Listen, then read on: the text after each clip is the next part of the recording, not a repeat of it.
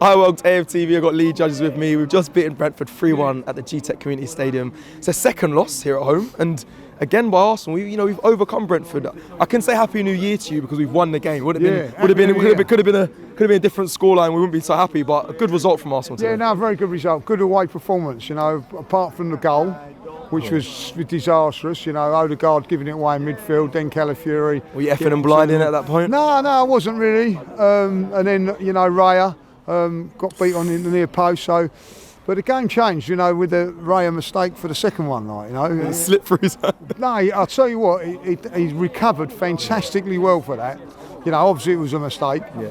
But then I think it was 56 seconds after that. Yeah, we go and equalise. And then from that moment on, I have to say, well impressed. Yeah? Well impressed. I thought it was a good, solid away performance. Did you see difference from Arsenal today, Lee? Because I felt like we're going long quite a bit today. Do you see a different sort of build-up from Arsenal instead of, or not? Not really. I just see the same sort of stuff in the first half, side to side, side to side. Yeah. And I don't mean this as a criticism. We're not great to watch at times because we're so organised at what we're doing, whatever like. But then there was that spell from the second half to the third goal. Yeah. I thought we was like, that was the Arsenal of old, like playing it really, really exciting. We get the goals, get the 3-1 up, and listen, we've got a game on Saturday. So I like the way we managed that game out after that. Look, listen, not going to lie, I was a little bit nervous coming into this game, particularly when I see the team sheet. Lots of changes. What was you disappointed with? I mean, there's a lot of illness around. Not disappointed. Not disappointed. It's just a bit nervy. Just a little bit nervy with it all, like. But the changes were fantastic. Marino come in, done a job. Yeah. Calafiori done okay, apart from that one mistake. And I felt that Ranieri was dangerous. Let's talk about it a little bit, because I think a lot of fans were saying that's the obvious, answer to Saka being now. But I think a lot of fans thought Mikel Arteta's not going to go with it. We saw when Odegaard was out, he didn't really opt for Ranieri to start there. But today, I think he's proven he's definitely to this level. Well, I think he's a boy going to be doing a man's job if you look at it from that front to replace Saka. But in saying that, he's probably the nearest in the DNA to him. The way he done it today, there was a couple of things. I think if he doesn't do what he done, a little shimmy and we get the corner and things like that. So I was very impressed with his performance tonight. And do you want to see that going forward? Do you want to see it at Brighton, or do you want to see Martinelli there or Stones injured? I think it's an option. I think like Trossard will come back in on Saturday and play on the left, and then it's out of whether you play Martinelli or Ranieri. But what the good thing about it is it's an option. Yeah. You've also got the option with Jesus. We haven't got that many options in the attacking front. When you look at it today,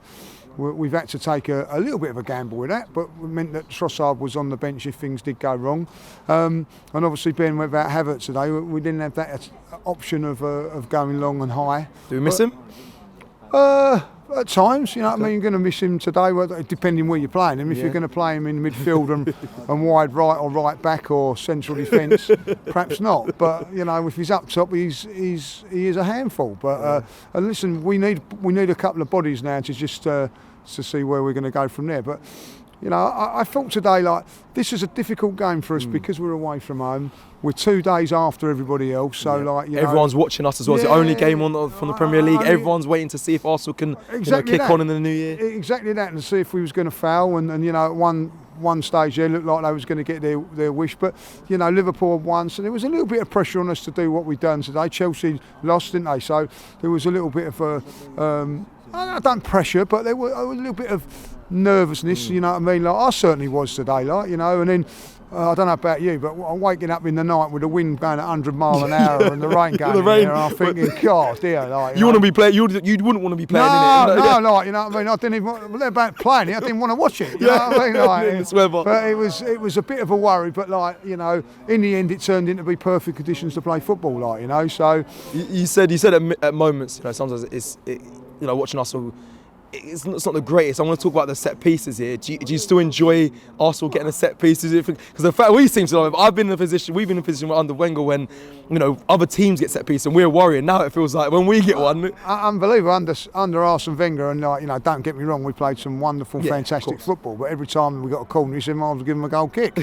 But now, like you know, it's a goal. And again today, I thought like what was the really good thing about today was that, you know, if you look at it, Saka and Rice, who are the two ones that take them, didn't, and it was Martinelli and I think Nwaneri as well.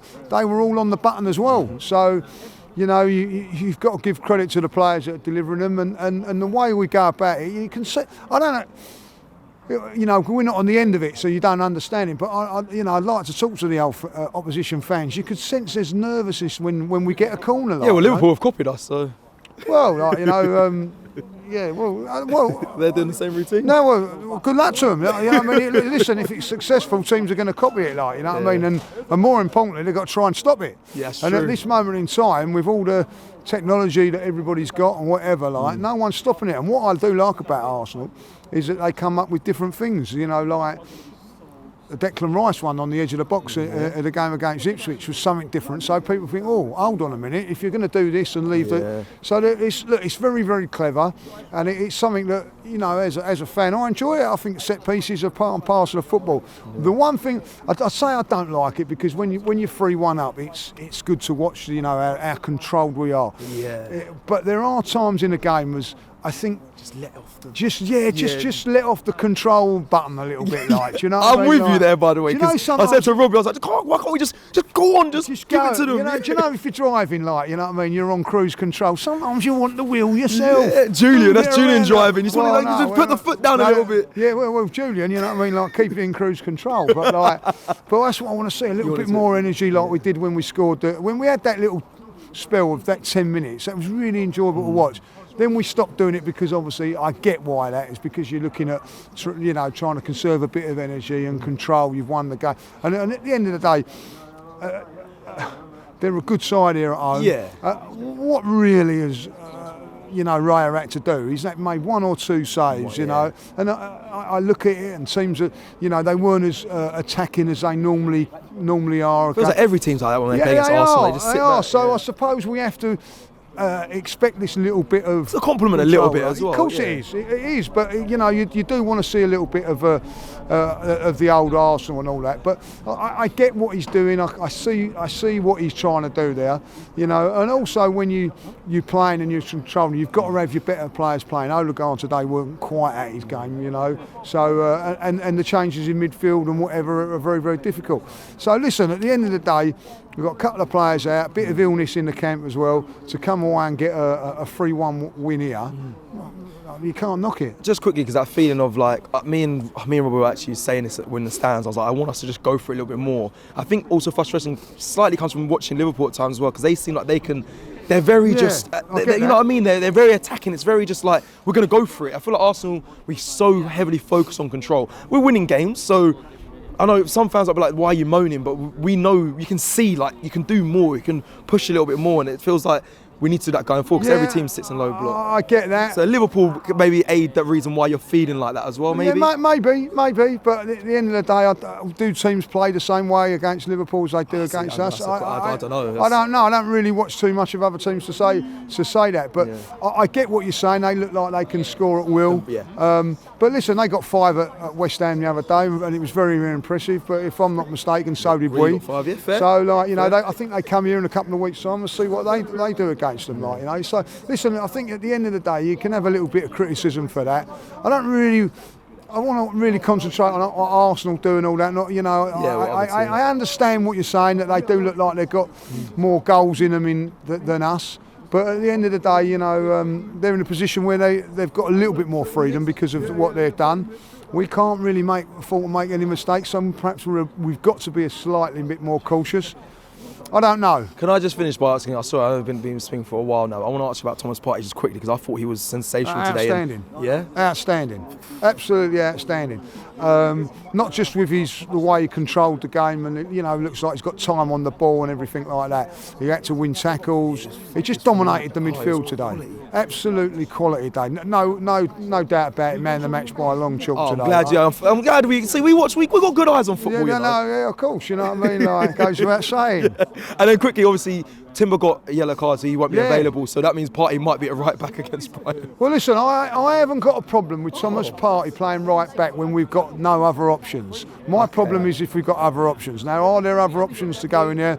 Maybe not now. Yeah. Maybe not. I don't know. I don't know. So if it has to be the case, it has to be the case. But Thomas Partey can do the job in there, and we'll have to wait and see. But listen, that was a masterclass from him today, an absolute masterclass, and it was good to see.